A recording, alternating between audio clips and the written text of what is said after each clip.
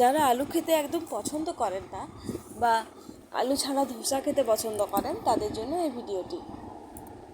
আজ সকাল থেকেই আমার ধোসা খেতে খুব মন করছিল, আর সেজন্যই প্রথমে একটি তাওয়া আমি গরম করে নিলাম এবং তাওয়াটি আমি রেডি করে নিলাম।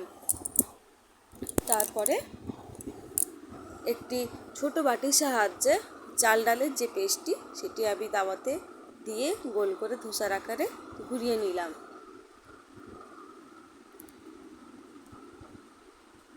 এবং উপর থেকে একটু তেল ছড়িয়ে দিলাম। এরপরে আমি ধোসাটি লাল হয়ে আসার অবধি অপেক্ষা করব। আচ্ছা, আপনারা সকালের জলখাবারে কে কী খেতে পছন্দ করেন আমাকে একটু কমেন্ট করে জানাবেন। আমিও তাহলে বিভিন্ন রকমের আইডিয়া পেয়ে যাব আপনাদের কাছ থেকে, এবং আপনাদের সাথে কথা বলতেও আমার খুব ভালো লাগবে। আর যারা আমার চ্যানেলটি এখনও অবধি সাবস্ক্রাইব করেননি তারা সাবস্ক্রাইব করে দেবেন এবং আমার সাথে থাকবেন। এরপরে আমি একটু সাম্বার পাউডার ওপর থেকে ছড়িয়ে দিলাম।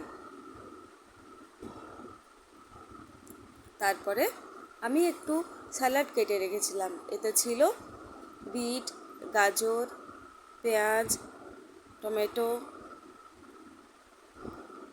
এসব আমি কেটে রেখেছিলাম এবং ধোসার উপরে আমি ওটা দিয়ে দিলাম এবং ধোসা আমি এক সাইড করে মুড়ে নিলাম।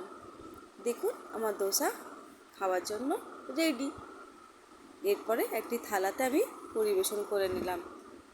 এরপর খেয়ে দেখি একটু যে ধোসাটি কেমন খেতে হয়েছে। খুব ভালো খেতে হয়েছে, সত্যি খুব ভালো খেতে হয়। আপনারা একবার ট্রাই করে দেখতে পারেন, আলুর মশলা দিয়ে থেকেও ভালো খেতে হয়।